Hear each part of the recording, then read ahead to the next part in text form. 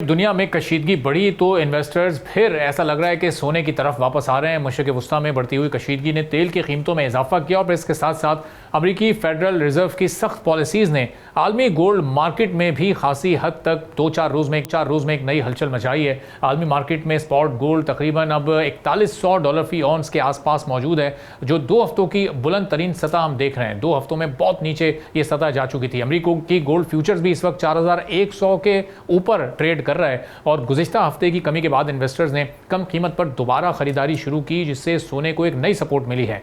अब दूसरी जानिब हम मशरक़ वस्ता की सूरत हाल देखते हैं, जो कि अब लम्हा ब लम्हा मज़ीद पेचीदा होती जा रही है। तो ईरान और अमरीका के दरमियान कशीदगी बरकरार है, जबकि बहर अमर में हौसियों की धमकियों के बाद सऊदी खाम तेल बरदार जहाज़ों का रास्ता भी उनको बदलना पड़ा है। अब इस पेशरफ ने आलमी तेल सप्लाई पर खदशात भी मजीद बढ़ा दिए हैं। तेल के महंगा होने से महंगाई बढ़ने का खतरा भी बढ़ जाता है और ये वजह है कि अब इन्वेस्टर्स समझ रहे हैं कि अमरीकी फेडरल रिजर्व शायद इंटरेस्ट रेट्स ज़्यादा अरसे तक ऊपर रखेगा या दूसरी सूरत में ज़रूरत पड़ने पर मज़ीद इजाफा भी कर सकता है। अब आम हालात में हाई इंटरेस्ट रेट सोने के लिए खासे नेगेटिव समझे जाते हैं, क्योंकि सोना कोई डिविडेंड या इंटरेस्ट तो देता नहीं है, लेकिन जब दुनिया में जंग के साथ महंगाई और गैर यकीनी सूरत हाल होती है तो और जब इसमें इजाफा होता है तो फिर इन्वेस्टर्स कैपिटल सेफ रखने के लिए सोने का रुख भी करते हैं। और इसलिए इस वक्त सोना एक महफूज इन्वेस्टमेंट और महंगाई से बचाव का जरिया भी समझा जा रहा है, क्योंकि लॉन्ग टर्म में इसने बढ़ना ही होता है। अब सिर्फ सोना ही नहीं बल्कि जो दीगर मेटल्स हैं, यानी सिल्वर है, प्लेटिनम है, पैलेडियम है, इनकी कीमतों में भी हमने माजी की निस्बत कुछ इजाफा देखा है, जिससे वाज़ेह लग रहा है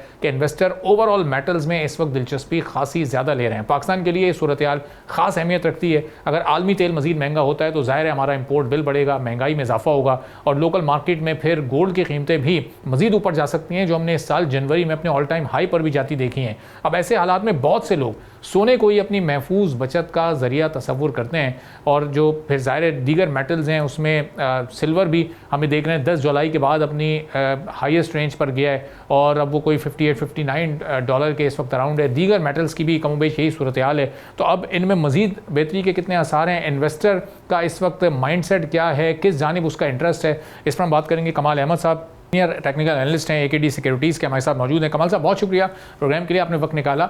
अब इस जंग के कोई ख़ास असरात हमने फौरी तौर पर मुरतब होते नहीं देखे गोल्ड मार्केट पर, सिल्वर मार्केट पर। इंटरनेशनली हमने देखा इस जंग से पहले कीमतें बहुत ऑल टाइम हाई पर गईं, लेकिन उसके बाद एक बड़ा डिक्लाइन आया। अब फिर मार्केट में एक अपवर्ड ट्रेंड नज़र आ रहा है। आने वाले दिनों में हालात किस जानिब जाते आप देख रहे हैं, जो मौजूदा हालात हैं उनको मद्देनज़र रखते हुए? जी, थैंक यू वेरी मच अहबाब, thank you for having me. अच्छा, जिस तरह से आपने कोरिलेशन बता दिया है बिल्कुल इंटरेस्ट रेट का, इन्फ्लेशन का और गोल्ड जो है वो जिस तरह से गोल्ड ने रिसेंट हाइज अपने पोस्ट करे थे, उस वक्त अनसर्टेनिटी काफ़ी ज़्यादा थी। अनसर्टेनिटी जब भी होती है तो हमेशा से ऐसा होता है कि इकोनॉमिक ग्रोथ जो होती है इन्वेस्टर को वो रुकती हुई नज़र आती है और इन्वेस्टर जो है हमेशा से वो पॉइंट चूज़ करता है जहाँ पर उसको सेफ इन्वेस्टमेंट, जहाँ पर उसकी पार्क हो जाए। सिमिलरली वो अपनी जो उसका इन्वेस्टमेंट होता है, उसका कैपिटल जो है वो रिस्की एसेट्स से निकाल कर, like stock markets, like money markets, इस तरह की मार्केट्स में से जो कि रिस्की होती हैं, वहां से निकाल कर पार्क करता है अपनी इन्वेस्टमेंट को गोल्ड के अंदर। अब गोल्ड के जो बढ़ने के फैक्टर्स से उसके अंदर मुख्तलिफ चीज़ें थी। एक तो आपकी ये स्टार्ट हम देखते हैं कब से, रशिया और यूक्रेन की वॉर से ये सिलसिला स्टार्ट हुआ था, जब गोल्ड और सिल्वर के प्राइसेस हमने हाइक होते हुए काफ़ी ज़्यादा देखे थे। एक रिलेंटलेस बुल रन इसके अंदर हमने गोल्ड के अंदर भी स्पेसिफिकली देखा था, सिल्वर के अंदर भी देखा था। अब उसके बाद हम आ जाते हैं ये जब अब ये यूएस और ईरान की जब वार होगी तो इसमें ज़्यादा हमने जो देखा है वो ऑयल का फैक्टर हमने देखा है कि ऑयल जो है वो ज़्यादा इम्पैक्टेड नज़र आया है हमें बसूरत दीगर गोल्ड प्राइसेस के। अच्छा, दूसरी चीज़ ये है कि यूएस के इंटरेस्ट रेट जो हैं ये काफ़ी ज़्यादा डिपेंड करते हैं गोल्ड की होल्डिंग के ऊपर। अगर जितने ज़्यादा इंटरेस्ट रेट हाई होंगे, मतलब कि ऊपर की तरफ हाइक की बातें होंगी, हॉकिश होंगे, तो वो जो है वो इस प्रोडक्ट को थोड़ा सा अनचाम बनाते हैं। लेकिन अगर इंटरेस्ट रेट लो होते हैं तो हमेशा से गोल्ड के अंदर जो है वो अपॉर्चुनिटी हाईलाइट होती है, लोग जो हैं वो अपनी इन्वेस्टमेंट को गोल्ड के अंदर पार्क करना बेहतर समझते हैं।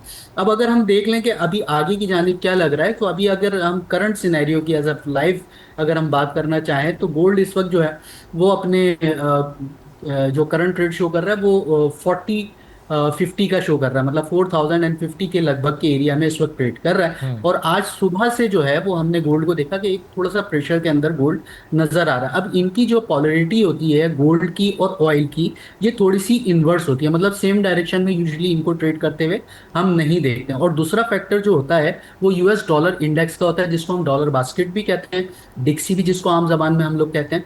तो उसके भी होता है वो इसके इन्वर्सली प्रोपोर्शनल होते हैं। जब भी यूएस डॉलर इंडेक्स जो है वो हाई बढ़ेगा, मतलब ऊंचा जाएगा उसका रेट, तब हमेशा से जो है वो डॉलर डॉलर इसका गोल्ड का रेट जो है वो डिक्लाइन की तरफ आएगा। आज सुबह से हम सही। देख रहे हैं कि इंडेक्स जो है, डॉलर इंडेक्स, वो काफ़ी ज़्यादा जो है वो स्ट्रेंथन है, और इसके अलावा गोल्ड के प्राइस जो है वो काफ़ी प्रेशर में है। लेकिन यहाँ पर अगर ये सिनेरियो एंड नहीं होता है, अगर हम बात कर लें गोल्ड के ऑल टाइम हाई की, सो गोल्ड ने जो है वो तकरीबन जनवरी के मंथ के अंदर अपना ऑल टाइम हाई पोस्ट करा था, और वो था इसका 5597 का, मतलब कि 5600 डॉलर पर आउंस का रेट जो है वो गोल्ड ने दिखा दिया था हमें। ये हम बात कर रहे हैं जनवरी 2026 के महीने में। और वहां से अब जो है वो इसका करंट रेट है तकरीबन 4050 के लेवल। तो अच्छा खासा एक डिक्लाइन तो ऑलरेडी इसके अंदर आ चुका है। अगर मैं इस मूव का इस पूरी मूव का रिट्रेस भी निकालूं तो तकरीबन 50% इसने अपना जो है वो रिट्रेसमेंट कंप्लीट कर लिया। सही। तो ये जो है वो रिट्रेसमेंट का लेवल एक सपोर्ट का लेवल होता है। यहाँ पर आकर ट्रेडिंग हो सकती है, कुछ बॉटम फिशिंग हो सकती है यहाँ पर गोल्ड के प्राइसेस में, और यहाँ से दोबारा से हम एक्सपेक्ट कर सकते हैं कि गोल्ड के अंदर जो है वो दोबारा से हम हाइक जो है वो प्राइसेस की देख ठीक लेंगे। है, लेकिन तो अगर ये सब्सक्राइब करें और बेल दबाएं ताकि कोई खबर रह न जाए।